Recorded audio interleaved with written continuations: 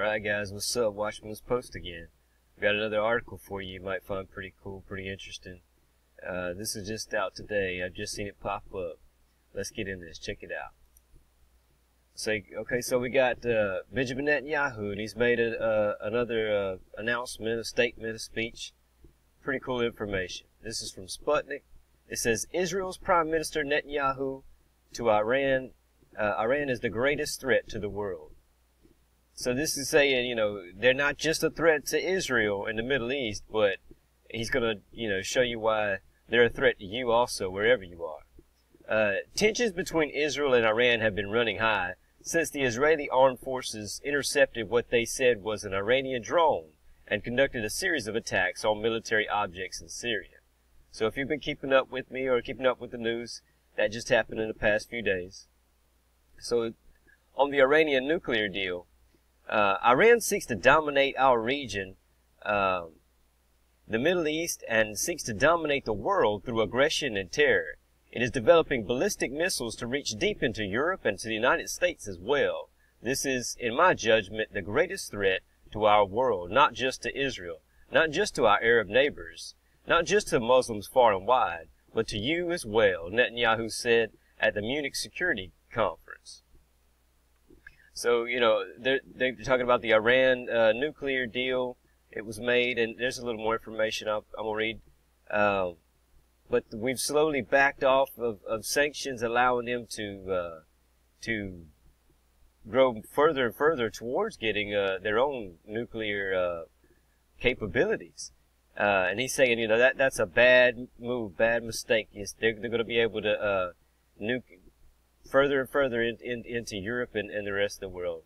So he's saying, you know, this is something you need to be worried about, regardless if you care about the Middle East or Israel. You need to be worried about Iran having nukes.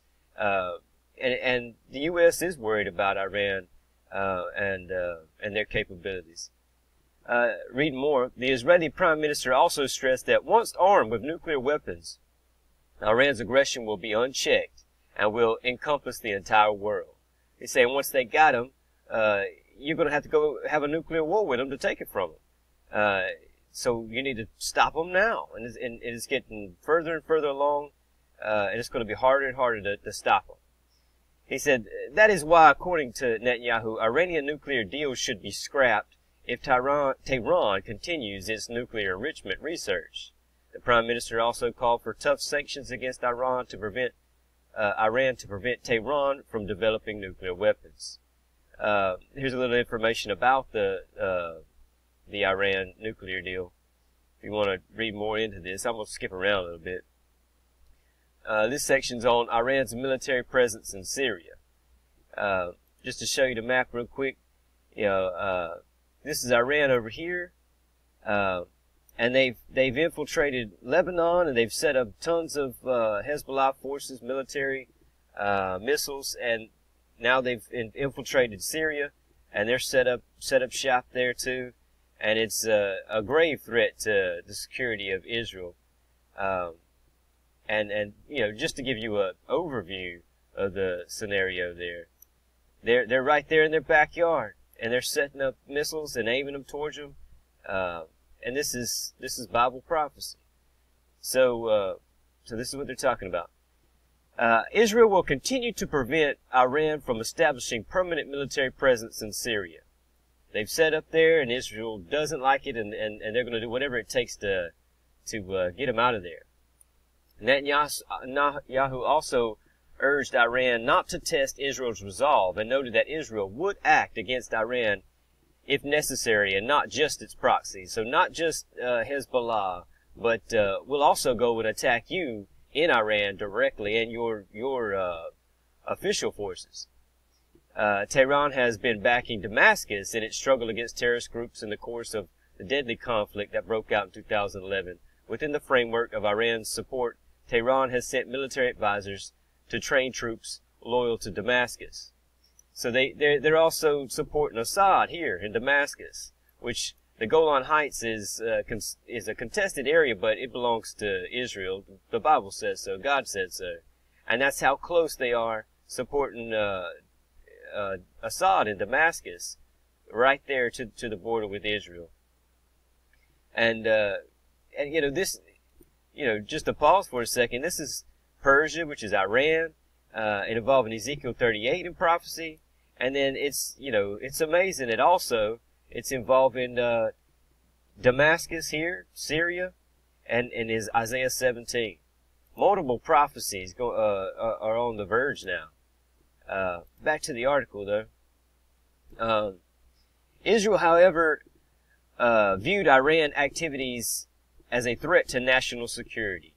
It has repeatedly warned that Iran was allegedly building a permanent military base south of the country's capital of Damascus to establish a permanent military presence in Syria and expand its influence in the region. So they're saying south of Damascus. You know, Damascus is already very close to the border, like I said just a second ago. And they're saying they've been trying to build military bases towards the south. And that's a lot of what Israel's been flying over and popping lately. Read a little more. This is the hostility and relations between Iran and Israel. The Israeli Prime Minister's speech comes after the incident of an alleged Iranian drone launched from Syria. So there was a drone launched out here towards Palmyra, and it flew over and they shot it down, and that was the beginning of a conflict that started a few days ago, which was intercepted by the Israeli helicopter after it crossed into the Israeli-held Golan Heights. So they shot it down on February 10th. Following this attack, the Israeli Air Force struck what it said were Iranian targets in Syria. So they went back and retaliated and took out sites after their aggression. The Israeli moves prompted retaliatory fire from the Syrian air defense systems. Iran slammed Israel's claims that the Iranian unmanned aerial vehicle had invaded the country's airspace from Syria as ridiculous, stressing that Iran only provides military advice to Syria. So they're like, oh, we don't know what you're talking about. We're only there to help Assad out. That's not our drone. So they play dumb, childish things a lot of times in these statements. It's pretty funny sometimes. Netanyahu stated that by striking Syria powerfully, Israel's forces have demonstrated that they would continue responding to every aggressive action against their country. During the telephone conversation with Russian President Vladimir Putin, the Israeli Prime Minister said that Israel has the right to self-defense and will defend itself against any attack or attempt to violate its airspace. Russia is back in Syria also, not just Iran, and Turkey as well.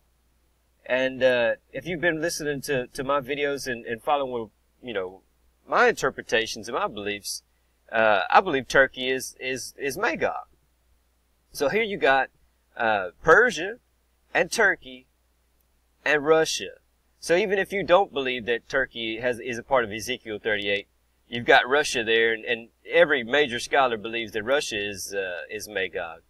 So no matter what you believe, there's Russia, Iran, and Turkey, and they're coming against Israel. They're all in Syria right now, and you know, that's Ezekiel 38. Persia, and if you continue to read the rest of the chapter 38 of Ezekiel, it talks about Magog. It talks about like I said, I believe that's Turkey. And it also involves Damascus in Isaiah 17. And I've showed in one of my past videos. You know, it's pretty amazing that Iran and Russia are both in Syria right now. And this is Assad, and he's in control of Syria. They're both in there backing Assad, you know, claiming to try to help him with his crisis that's going on. But all the while, they're getting closer and closer to Israel and having more and more conflict with Israel. Right now, if you've checked anything out lately, they're sending lots of forces towards Damascus. Let's see if I can find you one real fast. Scroll through here. Here you go. Well, they're saying there's some new forces in Syria all of a sudden. But they're sending lots of forces towards Damascus right now. Lots of tanks and lots of reinforcements towards Damascus. cover so much stuff is hard to find sometimes. But on the map anyway, there's still a few pockets here. The gray is ISIS, the green are the rebels. And here's Damascus right here. And it looks like they're getting ready to attack some more of these forces to try to clean them out. But and you know, every time anything's going on, you got to remember how close that is to the Golan Heights there, how close that is to Israel. So it's always a concern. Are they really going against these rebels, and are they massing up for any kind of potential conflict with Israel? It's always something to watch. Pretty interesting information. I would suggest you check some of this stuff out. Scroll back up to the top. See how much time I got. Yeah. All right. I retweet some of the best stuff that I find. Here he is holding a piece of the Iranian drone up and says, "Do you recognize this? You should. It's yours." Speaking to the Iranian foreign minister. You gotta love Netanyahu. He gets up there and he doesn't pull any punches. He tells it how he feels, and he means business. He's there to protect his people. He's ready to do whatever it takes. He said, including taking out Iran if it means it. Here's one covering a similar topic. The U.S. has warned that action must be taken to prevent Iran from continuing its Hezbollah-like proxy army to spread influence in the region. So the U.S. is getting concerned with this too, saying, you know, we got to stop these guys. It's a concern for us, and we're supporting our Israeli ally. Here's one. U.S. Still unsure who directed Syria attack despite Russian dead. Now this is a little different. If you've been keeping up, they're talking about there's been strikes over here near Deir ez-Zor, which is right there. And supposedly there was hundreds of Russian contractors out there. They've only reported that there were 2 Russians dead, but I've seen lots of information. They're saying that possibly 200 to 300 Russian contractors were out there, and strikes were done. And here we are on the Euphrates River, and it's the American back in the rebels, and the Russians back in Assad and the Red, and they've done a strike. You know, is that the Revelations prophecy potentially coming to pass? It sure is pretty similar. Lots of stuff going on in this area. Lots of prophecy to watch for. If you're not on Twitter, I would suggest you sign up. Even if you don't want to spend a lot of time doing your own stuff on Twitter, there's lots of information to find and follow. You can follow me. This is what I do all day. I love it. There was an attack. A couple of Israeli soldiers were injured down near a Palestinian fence. Had a bomb go off yesterday, and the Israelis flew over and blew them up. That's what this right here is about. They're showing the targets that they hit. Several targets, tunnels, all types of stuff. Iran and Hezbollah. This is the big news right now. This is what everybody's talking about. Running out of time. I hope some of this information encourages you, sparks your interest. I hope you get on and look for some prophecy. It's pretty cool stuff. God's word is alive. God is alive. He's on the throne. He's alive, just like you. He's breathing air, just like me. He's up there, and His word is coming to pass before us. His word is alive. God bless you. Thank you for all your support. Remain faithful. Stay watchful. Talk to you later.